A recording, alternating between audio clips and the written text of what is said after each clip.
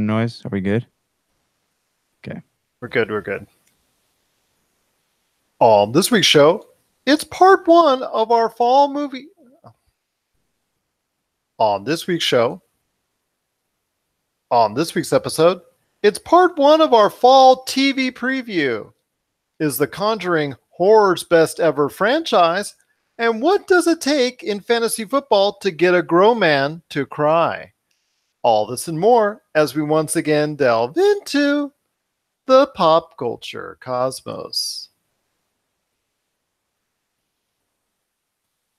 And we're back with another episode of the Pop Culture Cosmos. My name is Gerald Glassford from Pop Culture Cosmos and Game Source. We truly appreciate everyone out there listening to all of our great shows.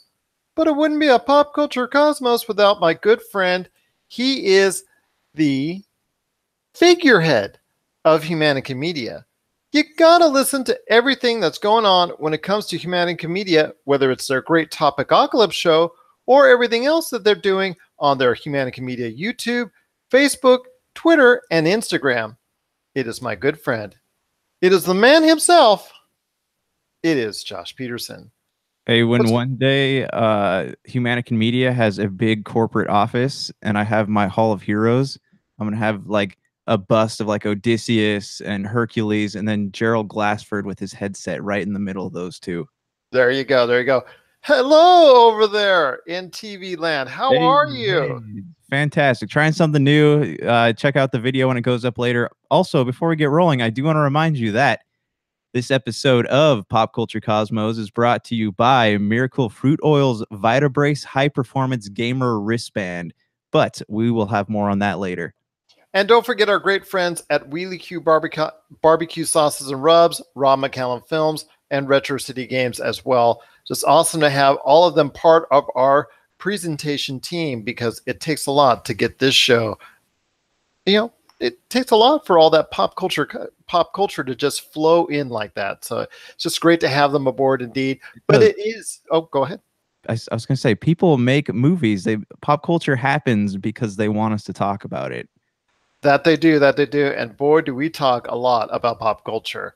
But it is going to be a great episode where we'll talk a lot of pop culture.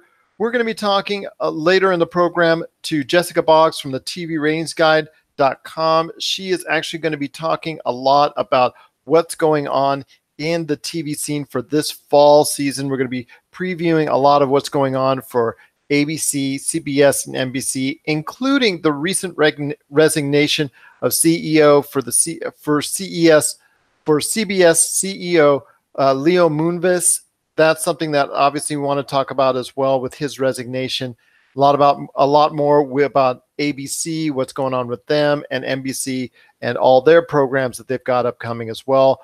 What looks like it could be a hit, what looks like it could be a miss, and so on and so forth. And then also the back end on Friday's show, you got to check out this part 2 of that as well.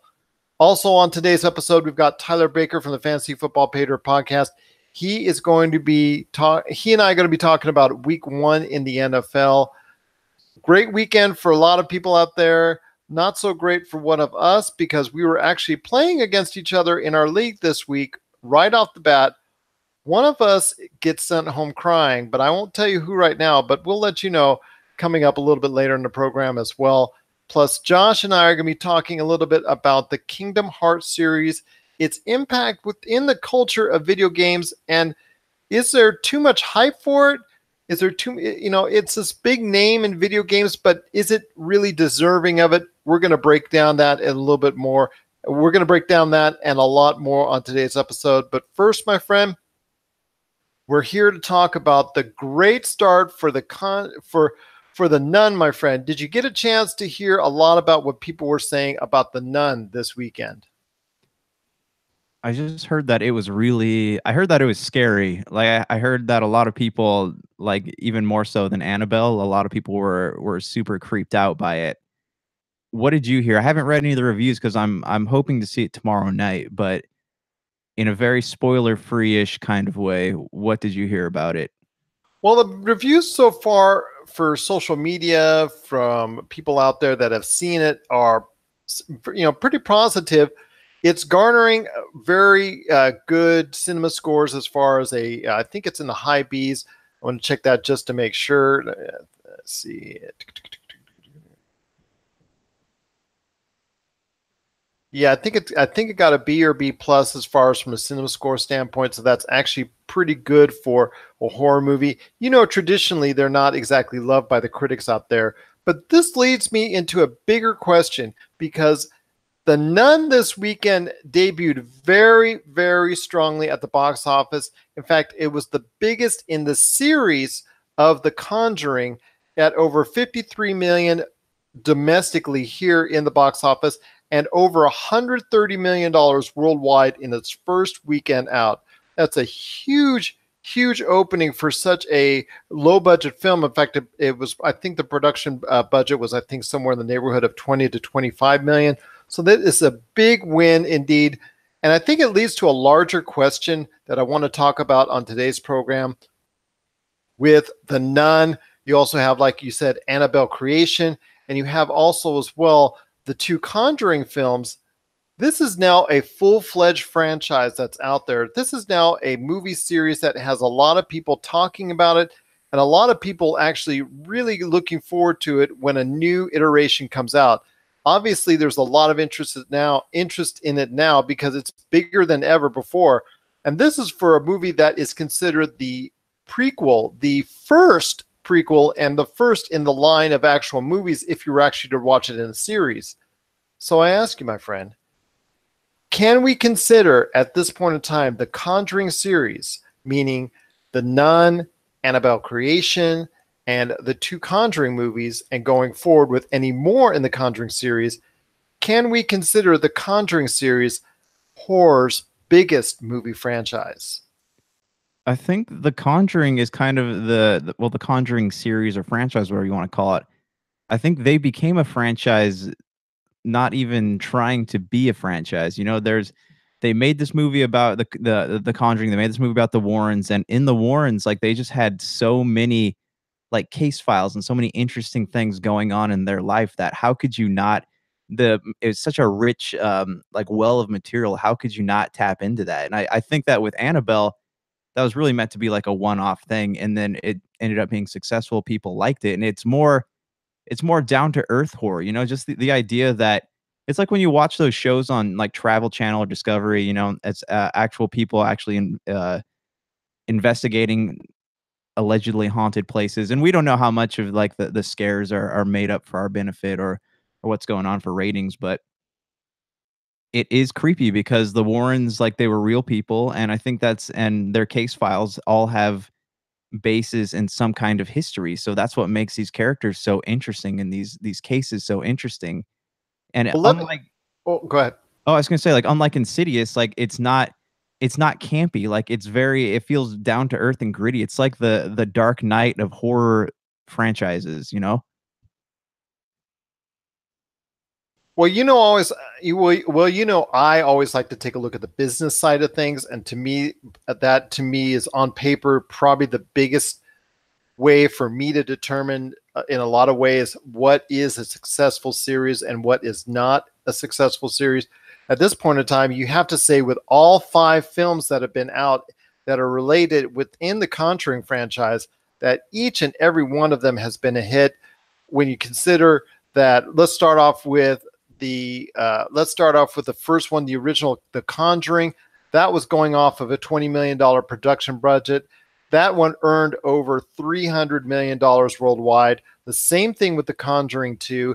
That one was a little bit more expensive at $40 million as far as production budget, but that one also garnered over $300 million.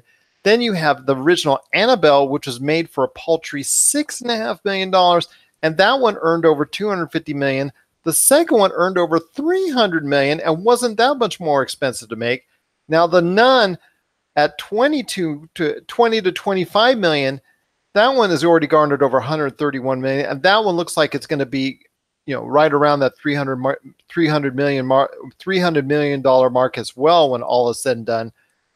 I mean, So what's their worldwide box office number? Those were the worldwide box office numbers. You're No, talking. but I mean, if you totaled them up, though, I'm just curious because I'm comparing it right now to what Paranormal Activity made, where the movies all eventually got worse as they went along. Well, right now you're looking at over $1 billion Okay, so in it's worldwide. already passed up Paranormal Activity then. Yeah, Okay. it has by a wide margin, Yeah. and The Nun is looking like it's going to be another $300 million franchise for the series. And as you and I both know, this is the biggest. Like I said, this is the biggest opening ever in the series, and it just seems like it's getting started. Uh, you know, I mean, there's going to be obviously a law of diminishing returns at some point in time for the series, but it doesn't look like it's going to come anytime soon because they've been very smart about how they went about the franchise and not just do a Conjuring 1, a Conjuring 2, a Conjuring 3, a Conjuring 4. They were able to throw in the Annabelles at the right point in time, and now the Nun, which is like a little bit different side of the Conjuring franchise, throw that in there. And my gosh, tell you what, they have done a brilliant job of not only keeping the cost down, but also manufacturing the most out of this movie franchise. Have you noticed too that there seems to be a renaissance going on for horror movies and practical effects? So you have a lot of stuff like on Netflix that it was very like I think horror movies kind of got a bad name from some of the B flicks on Netflix that are all like super computer animated. And now you go to the theaters and you see these movies being made for, you know, $1 million, maybe less, or you know, three to $5 million, sometimes less than that. And it's all practical effects. All they're really doing is paying the actors and all that stuff. But you go on to you know, see the end product and it seems worth it to cut costs. I mean, I don't know about The Conjuring, probably has a bigger production budget than the Paranormal Activity movies do, but Not always, my friends, because this one, like I said, it's only about 20 to 25 million.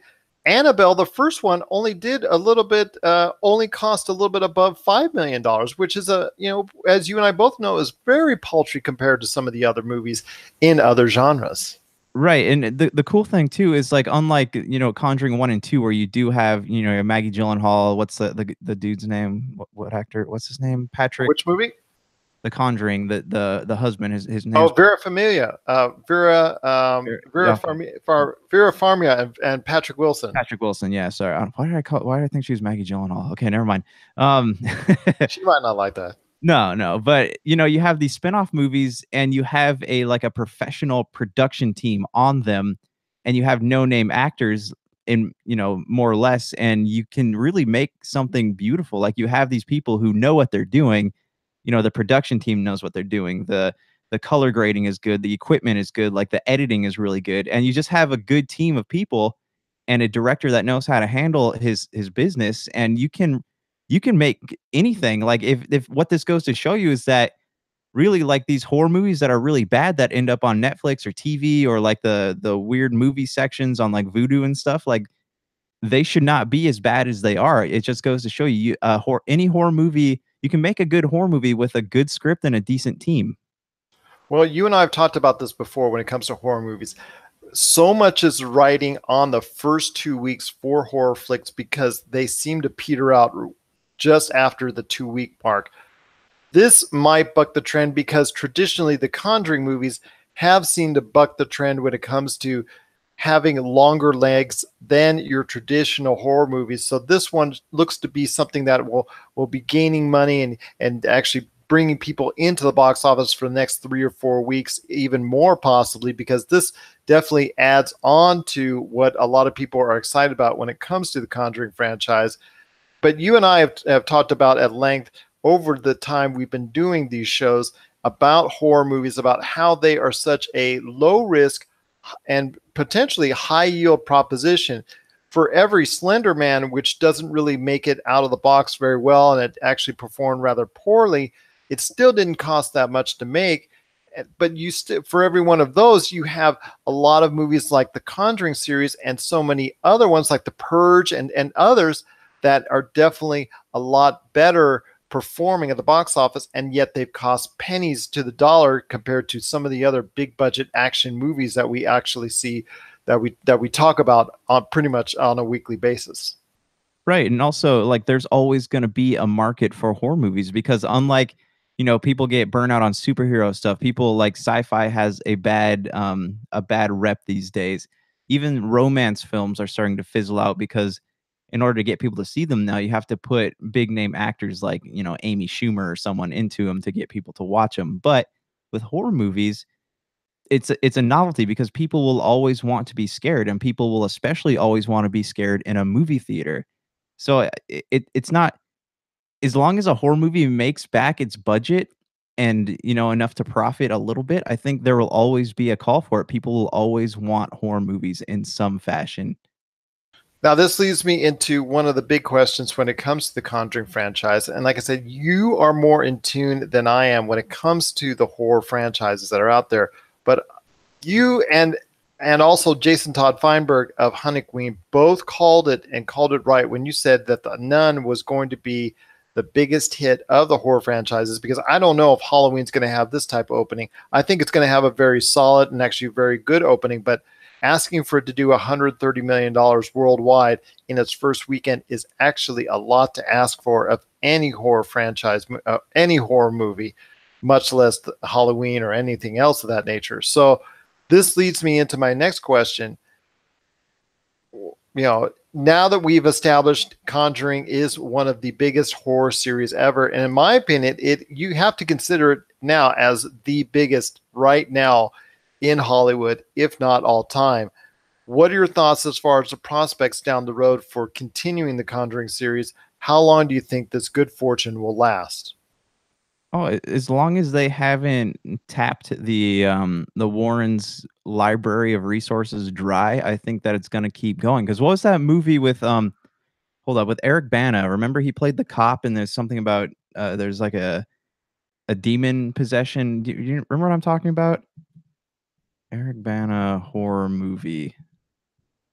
It came out like 2 or 3 years ago, I wanna say. Deliver Us from Evil. Do you remember that?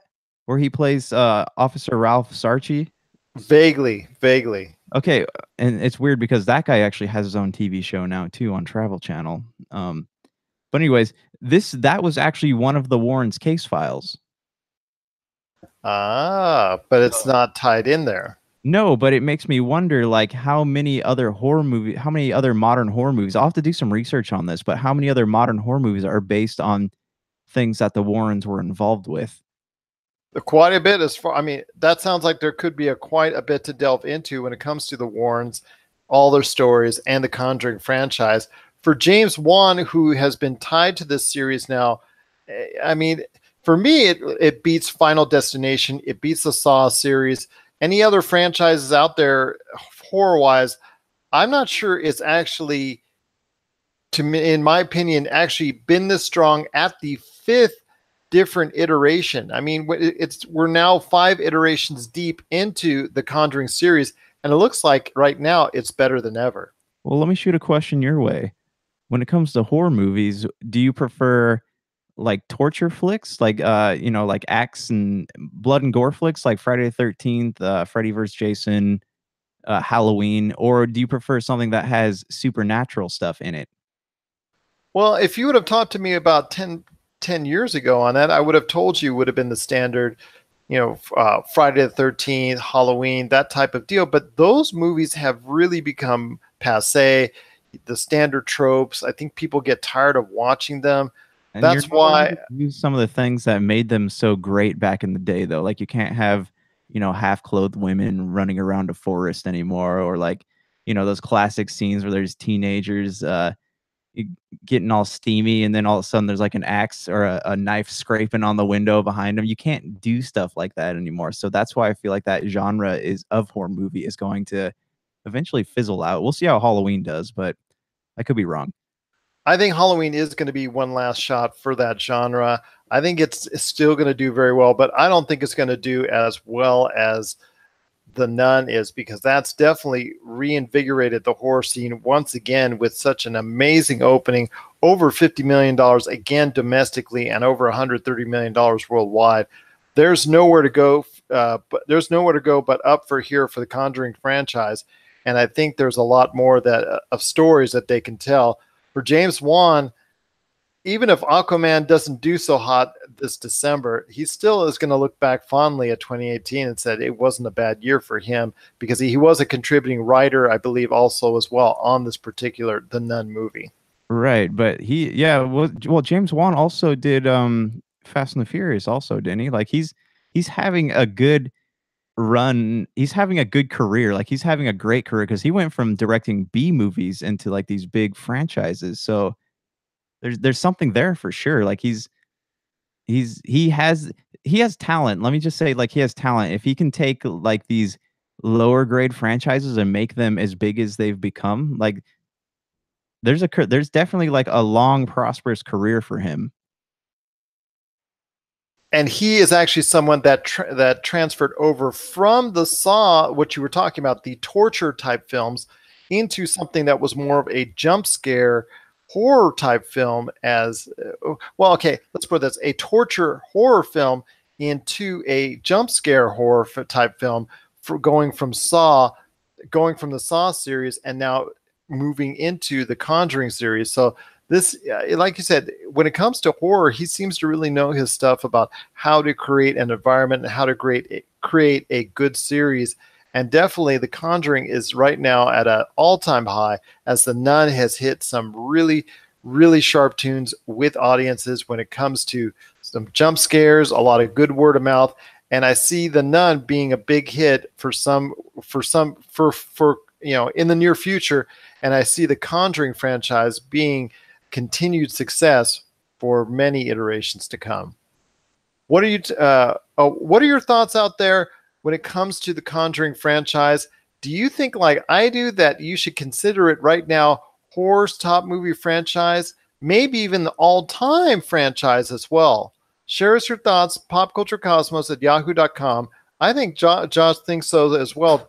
I think Josh thinks so as well, as like I do, that it's definitely one of the horror movie franchises out there as well. And if you do, and if you think the same, or if you don't think the same, give us a shout out as well on Pop Culture Cosmos on Facebook, Game Source, and also Humanican Media as well. Well, like I said, we've got a great show to talk about. We got a great show for you today. Got a lot of things to talk about. We've got Jessica Boggs from the TVRatingsGuide.com. She is coming up a little bit later in the program for a fall TV preview, part 1, where we're going to discuss ABC, CBS, and NBC.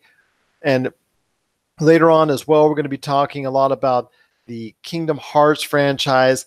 Is it a franchise that's gotten a little bit too much hype over the years? People have some fond memories. And is Kingdom Hearts 3, whenever it does finally come out, because it's supposed to come out in 2019, is that going to meet up to everybody's standards and everybody's expectations? We're going to discuss that also. But first, we've got Tyler Baker from the Fantasy Football Pater podcast. He's going to discuss week 1 in the NFL. And, well, one of us is going to be crying on the episode. And, well, I can't say who it is, but you'll find out coming up right here in a bit. This is the Pop Culture Cosmos.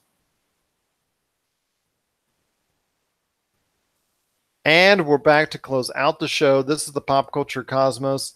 Want to thank so much Jessica Boggs from the TVRatingsGuide.com for stopping by. If you want the latest in information on the TV rating scene, a lot of great articles, original features, a lot of other stuff going on as far as the Renew Cancel Index and all that great stuff going on in the TV world, you got to check out TVRatingsGuide.com today. That's TVRatingsGuide.com. Also, as well, my good friend Tyler Baker from the Fantasy Football Pater podcast. Check out the full episode of him and I talking once again, maybe even a little bit more crying going on. That episode in full will be airing this week on the Pop Culture Cosmos channel on Podbean, Spotify, Apple Podcasts, and over 30 different podcast outlets. My friend, you have got a great thing going on with Humanica Media and Topicocalypse. So share it to us, man. What's going on with everything in your world when it comes to Humanica Media? Bad week, actually. We're actually kind of dry on content. So we've had some scheduling problems. So we recorded a couple episodes today. So tomorrow you'll be able to hear the first of them, which we are discussing our rage quit moments in video games. So It's a good one. Lots of insight, lots of hatred for memory cards, and when you share them with siblings. And yeah, stay tuned for that. That'll be up tomorrow. And also, we are on the Podcast Radio Network every Tuesday night. That's right, 7 p.m. Eastern, 4 p.m. Pacific on the Podcast Radio Network. It is Topic Apocalypse. I've got my 256 megabyte card for my PlayStation 2 ready, man. Do you think that might actually work, or do I need to go and get something else a little bit larger? Only if we can both play the same Final Fantasy games and just cover our eyes when we're saving so we don't know which file we might be saving over. Maybe I need to blow on the ROM cartridge a little bit more. What about the dust? So make sure you leave it around your pets too, because sometimes if you're lucky, they'll pick them up and chew on them. That's true. That's true as well. That's again Topic Apocalypse. Not only are they on the Podcast Radio Network, but you can catch it on Podbean, Apple Podcasts, Spotify, and also many more outlets as well. Well, Josh, I know you wanted to talk a little bit about video games as we close out the show today. So I want to hear your thoughts, my friend, because there's a lot of expectation that's going to be going on when it comes to Kingdom Hearts 3 that's coming out in 2019, or it's scheduled to, because there's been so many delays when it comes to that game. And there's been so much expectation when it comes to that game. And most of it's based off of Kingdom Hearts 1 and 2.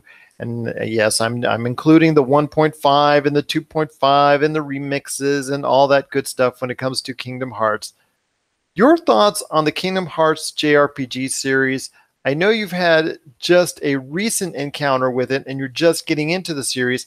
And after a long tenure with the Final Fantasy series, what are your thoughts when you now that you've been spending some time with the Kingdom Hearts series and your expectations for Kingdom Hearts 3?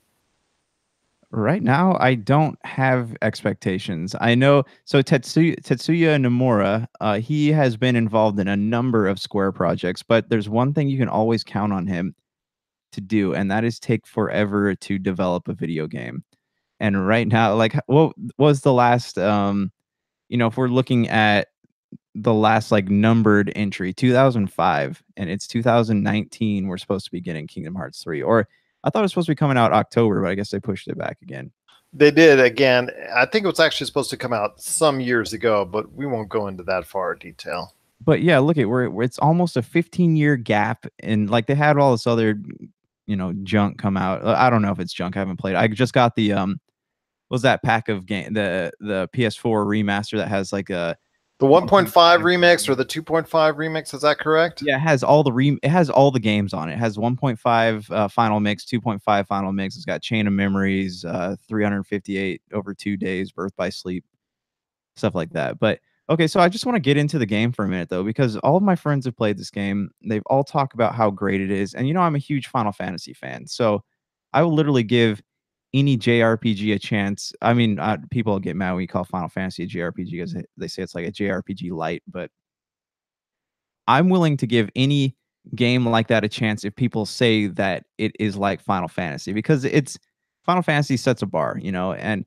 when people say, hey, by the way, Kingdom Hearts has Final Fantasy characters in it, I'm like, yes, sign me up. But it's taken me almost 20 years now to play this game. But I got it, cracked it open the other day, turned on the PlayStation 4, and I just don't like it. Have you played it?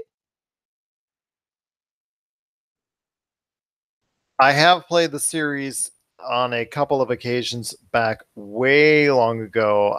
My memories are not that fond, but I'm not exactly the biggest fan and the biggest supporter of JRPGs in general. I've never really gotten into it. I think sometimes for me, they move a little bit too slow and methodical. I like something that's consistent, that flows naturally. And unfortunately, with a lot of JRPGs, both old and new alike, it's really hard for them to flow in a natural fashion when you're always taking time to go ahead and be very tactical about what you need to do. And sometimes I just can't wait, and I just need to go through a game and be very, just go as best I can, get engrossed with the story, get engrossed with whatever multiplayer or whatever thing that I'm doing now. I just have not a great fan of JRPGs because it's just so hard for me to get invested into them because there's so much of a stoppage in play from time to time as you go ahead and try to create your strategy for your next moves and your next opponent that you have to face off against. Right. And you have to work, you go certain enemies have certain elemental types. You gotta worry about doing buffs and all that stuff. But with Kingdom Hearts, like it's basically you run around, you do like there isn't a different battle screen. So you don't have how like in Final Fantasies, like you have the and you go onto a different screen. They don't have this, but they still have like the attack, magic, item buttons and stuff like that. And you can do combos and all that stuff. But and that's cool. So I like the idea of like a Disney merger. Like you have Disney worlds and you're exploring it with Final Fantasy-esque characters. But what I don't like is that the story really makes no sense. It's like the writers were Tetsuya Nomura probably. The writers were always saying like let's do this and then we'll just put a few little lines of cheesy dialogue in there and then we'll fix all the plot holes. And it doesn't work because it's something about like darkness has taken over the world and is pulling it apart. But how did this affect like the Final Fantasy worlds? How did the Final Fantasy worlds get destroyed? And it really feels like they have weaved a story around just for the sole reason of visiting all these all these other Disney worlds. That's why they created this a big.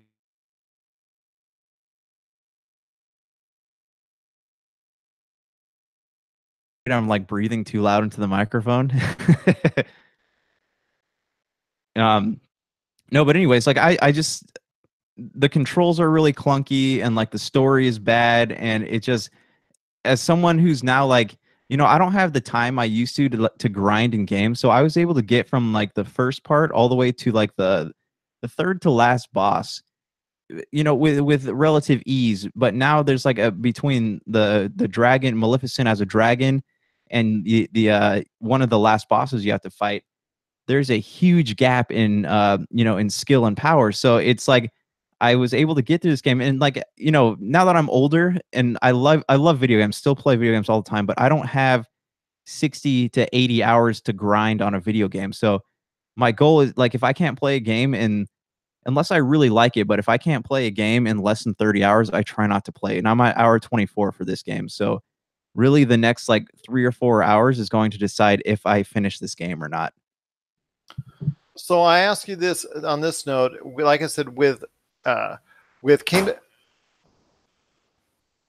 Hearts 3 that's now coming out, like I said, supposedly in 2019.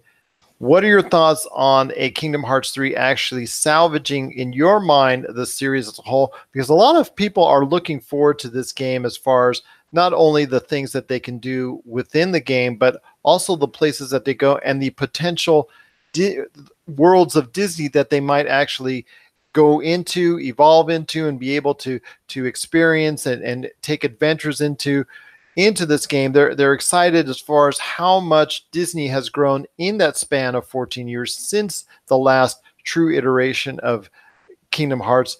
Your expectations for the game, I know you said you don't have much in the way of that, but would you be able to give it a second chance with the newest iteration? And what are you looking forward to maybe reinvigorate your desire for the game as far as when you compare it to Final Fantasy and all those series, all those other JRPGs that you like so much? I want a story that I can stick with, and I want the Disney worlds to revolve around the game and not vice versa. So really, because right now I feel like the Disney worlds and the Disney aspects, especially Frozen and Pirates and stuff, like those are the things that are keeping this franchise afloat. Like if Kingdom Hearts did not have the Disney properties and it was just like your normal JRPG, nobody would play it. Like that's kind of my thinking behind this. But I could be wrong. It could be wrong. I know there's a lot of fans out there, and please don't take this the wrong way if you're one of those fans. I'm only on Kingdom Hearts 1, so I still got to play what four or five more games before I'm able to even think about playing Kingdom Hearts 3. But right now I just like it. I feel like it has some flaws, and it's more like the writing's bad. It feels like everything revolves around the Disney worlds, and that seems to damage the story, the dialogue, the the character development and all that stuff. And I would hope that with what 15 years between Kingdom Hearts 3 and Kingdom Hearts 2 that they would find a way to fix that stuff. So, assuming I get to it in time, assuming I can get to it before like Red Dead and all those games come out, I would love to. Oh, sorry, Red Dead's coming out October. Whenever this game comes out, if I'm done with these games by the time that comes out, I will have higher expectations, I'm sure, but we'll have to get back to that later. The presentation on that game must be at a top-notch level, especially now that Disney is in a different place than it was in the video game scene so many years ago. They obviously, if they're putting their worlds, their characters, and their stamp of approval on it, that Kingdom Hearts 3 has to be at a top-notch level, at a triple A level, so that they'll continue on with the series, or that they'll even give it its blessing going forward. Right, and also you have to think about it this way. Kingdom Hearts 1 was basically the classics, the movies that people will show their kids now, but their kids aren't really too into it. You have like Aladdin, Hercules, and uh Peter Pan, and Cinderella, Snow White, stuff like that. But this one, these are like legit properties though. These are your Pirates of the Caribbean, your Frozen, your Toy Story. So I'm wondering if Disney is actually thinking about trying to market this game or like the accessories for it in their theme parks and stuff like that, because they have got to have big plans, because these are big properties, and these are properties that, especially like Frozen, is a property that kids love. So I wonder if Disney has some marketing plans for that, and maybe that's what took this game so long to come out.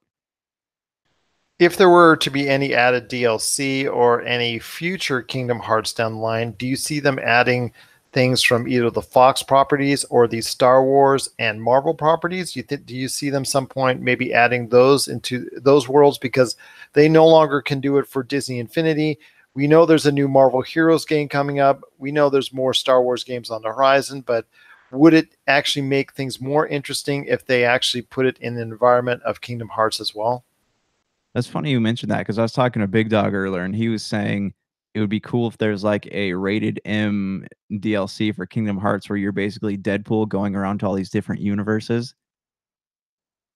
But that'll never happen anyways. So, um, yeah, I mean, I would hope there'd be some kind of Marvel thing, some kind of Star Wars thing, because if you think about it this way, they have visited a lot of worlds over the span of these Kingdom Hearts games, so they're gonna run out of material eventually. And Disney, as long as they keep having things for people, like, I mean, even in this new one, they're using cars. So as long as Disney keeps making movies, they'll still have worlds to build. But as more Kingdom Hearts games come out, you're gonna have to keep it more and more current with the properties that you have, which means that as you go on, Disney is probably going to have their hands deeper and deeper into the cookie jar, so to speak.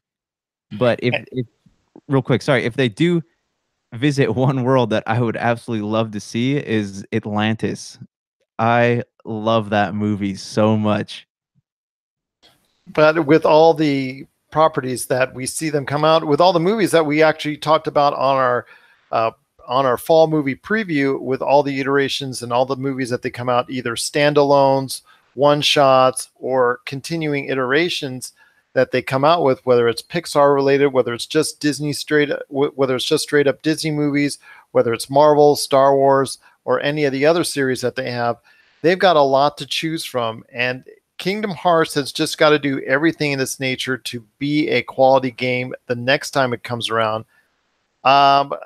When it comes to the Kingdom Hearts series as a whole, like I said, it hasn't actually garnered our great favor. But then again, for a lot of other people, it has, and I respect that most definitely. It has been a renowned series, but I think a lot of it is based off nostalgia, because of the fact there has been no new game in the series really when it comes to it for 14 years. So a lot of people are thinking about the past and how fond that was. But when it comes to a Kingdom Hearts 3, I would be a little bit concerned about the future going forward for that series, especially Kingdom Hearts 3, because if you're still living off the nostalgia about it being good because 1 and 2 were good in your opinion, that's 14 years of difference, and a whole lot of things can happen in 14 years when it comes to the video game industry. That's true. Oh, sorry. Yeah, that's true. There's a lot of stuff too. A lot of games coming out this holiday season. So as soon as people are done with Red Dead, there's a whole back catalog coming out there. So it'll be interesting to see the reviews and compared to the other games that you can currently play, like what people think is it worth their time. Anyways, go on, do your thing. I will do my thing. What are your thoughts out there on the Kingdom Hearts series? Are you looking forward to Kingdom Hearts 3? Is Kingdom Hearts 1 and 2 and all the different remixes and the Birth by Sleep and the whole 9 yards, are they in some of your favorite styles of games? Is the JRPG one of your favorite styles of games as well? Share us your thoughts, popculturecosmos@yahoo.com. Also as well, Pop Culture Cosmos, Humanica Media, and Game Source on Facebook, Twitter, and Instagram as well. So, Josh, it's been a great episode we had here today. It's a lot to look forward to on Friday's episode. I know you and also TJ Johnson from Voice from the Underground are both going to be sharing your thoughts on the latest Spider-Man video game, the exclusive game for the PlayStation 4. Plus, also, don't forget, it's going to be part 2 of our TV fall premiere series that is going to be coming up on Friday with Jessica Boggs from the TVRatingsGuide.com. We're going to focus in on Fox, CW, and a lot of what's going on in cable as well. Any last thoughts on the way out, my friend? No, that's it, man. I'm looking forward to talking about Spider-Man on Friday. And yeah, we're again, there's a lot of things in the old cooking pot right now. So Pop Culture Cosmos is working on big things. We are truly indeed. And then also, as it's just so great. Like I said, we'll also be bringing you again, as we always do, the latest trends, the latest news and trends in pop culture, like we do each and every Monday and Friday, and a whole lot of extra stuff going on if you just check out our Pop Culture Cosmos channel on all of our different podcast networks.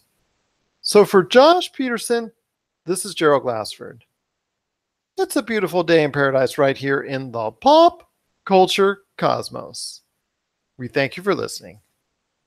I hope we can see your finger from there. Oh, you can. Can you? Look, we're good. You'll see it in my camera. Okay. It all makes sense. There you go. And here's hoping you have yourself a great day.